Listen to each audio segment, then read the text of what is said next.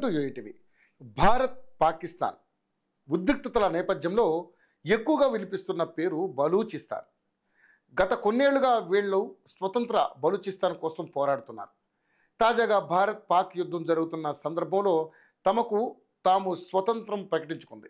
ఈ సందర్భంగా బలూచిస్తాన్ ప్రజలు చరిత్ర ఏంటి, ఎప్పుడు పాకిస్తాన్లో కలిసింది, ఎందుకు స్వతంత్రం కోసం పోరాడుతున్నారు అనేది ఈ స్టోరీలో తెలుసుకుందాం. భారత్ భిక్షతో పాకిస్తాన్ స్వతంత్ర దేశంగా ఆవిర్భవించిన తర్వాత కొన్నాళ్లకు బలూచిస్తాన్ పాకిస్తాన్లో విలీనమైంది. అంతకు ముందు దశాబ్దాలుగా రాజకీయ, సామాజిక, సాంస్కృతిక పరంగా వీరి పోరాటం కొనసాగుతూనే ఉంది. ఈ ప్రాంతం ప్రాచీన నాగరికతల నుంచి ఆధునిక రాజకీయ పోరాటాల వరకు అనేక ఘట్టాలను సాక్ష్యంగా నిలిచింది. మొత్తంగా 7 భాగాలుగా విభజించి చూడొచ్చు. బలూచిస్తాన్ సామాన్య శకం పూర్వం 7000 BCE నుంచి 2500 BCE వరకు మధ్యలో ఇక్కడ ప్రజల వ్యవసాయం, పశుపోషణ చేసినట్లుగా ఆధారాలు లభించాయి. ఇది హరప్ప నాగరికతకు పశ్చిమ సరిహద్దు ఉంది. అప్పట్లో వాణిజ్యపరంగా కీలకంగా పోషించింది. ఆ తర్వాత సామాన్య శకం పూర్వం 6వ శతాబ్దం నుంచి 3వ శతాబ్దం మధ్యలో ఆచమెనిడ్ సామ్రాజ్యంలో భాగంగా ఉండేది. సామాన్య శకం 303 BCEలో చంద్రగుప్త మౌర్యుడి పాలన ఉండేది. ఇక సామాన్య శకం 1వ శతాబ్దం నుండి 3వ శతాబ్దం మధ్యలో పారత రాజాస్ అనే హిందూ రాజులు పాలించారు. సామాన్య శకం 654లో రషీదున్ ఖలీఫత్ సైన్యాలు బలూచిస్తాన్లో ప్రవేశించడంతో అక్కడ ఇస్లాం ప్రవేశించింది. 9వ శతాబ్దంలో ఈ ప్రాంతం సఫారిద్, గజ్నీ, గోరీ సామ్రాజ్యాల పాలనలోకి వచ్చింది. గజనీ పాలకుడు మహమ్మద్ గజనీ ఈ ప్రాంతాన్ని తన సామ్రాజ్యంలో కలుపుకున్నాడు. బ్రహూయి తెగల నేత మీర్ అహ్మద్ ఖాన్ 1666లో కలాత్ ఖానేట్ను ఇక్కడ స్థాపించాడు. మాస్టర్ మైండ్స్ కామర్స్ చదవాలనుకునే 10th ఇంటర్ విద్యార్థుల తొలి ఎంపిక.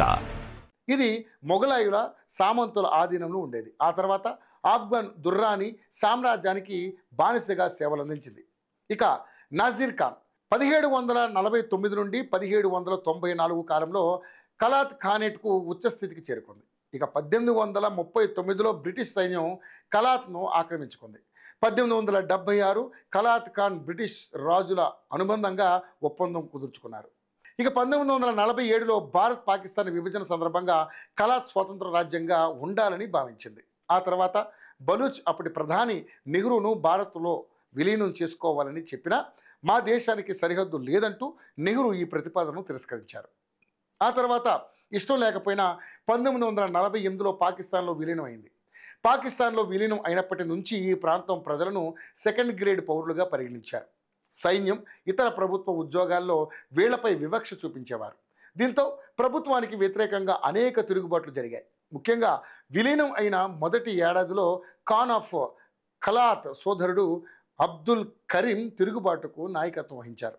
ఇక 1958-59 నుండి నవాబ్ నవరోజ్ ఖాన్లో మరో తిరుగుబాటు మొదలైంది. ఆ తర్వాత 1963-69 మధ్య షేక్ మహమ్మద్ బిజ్రానీ మారి నేతృత్వంలో గెరిల్లా యుద్ధం జరిగింది. 1973-77 మధ్య బలూచిస్తాన్ పీపుల్స్ లిబరేషన్ ఫ్రంట్ ఆధ్వర్యంలో పెద్ద ఎత్తున తిరుగుబాటు జరిగింది.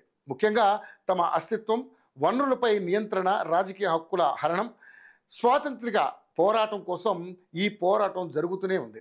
బలూచిస్తాన్ పాకిస్తాన్లో అతిపెద్ద ప్రావిన్స్, ఎన్నో సహజ వనరులకు నిలయం. అయినా ఇక్కడి వనరులను వాళ్లకు కాకుండా ఇతర ప్రాంతాలకు తరలించడం, అక్కడ అభివృద్ధిని అసలు వాళ్ళు పట్టించుకోకపోవడం వంటివి ఇక్కడ తిరుగుబాటుకు కారణమయ్యాయి. ముఖ్యంగా చైనా పాకిస్తాన్ ఆర్థిక కారిడార్ ప్రాజెక్ట్ ద్వారా గ్వాదర్ పోర్ట్ అభివృద్ధి జరుగుతోంది. అయితే స్థానికులకు ఎలాంటి లాభం లేకపోవడం, అక్కడ ఉద్యోగాల్లో పంజాబ్, చైనాకు చెందిన వాళ్ళకే లభించాయి. దీంతో తిరుగుబాటు చేస్తూ తమ గుర్తింపు, అస్తిత్వం, హక్కుల కోసం పోరాడుతూ తాజాగా స్వతంత్రం ప్రకటించుకుంది. మాస్టర్ మైండ్స్ కామర్స్ చదవాలనుకునే 10th ఇంటర్ విద్యార్థుల తొలి ఎంపిక.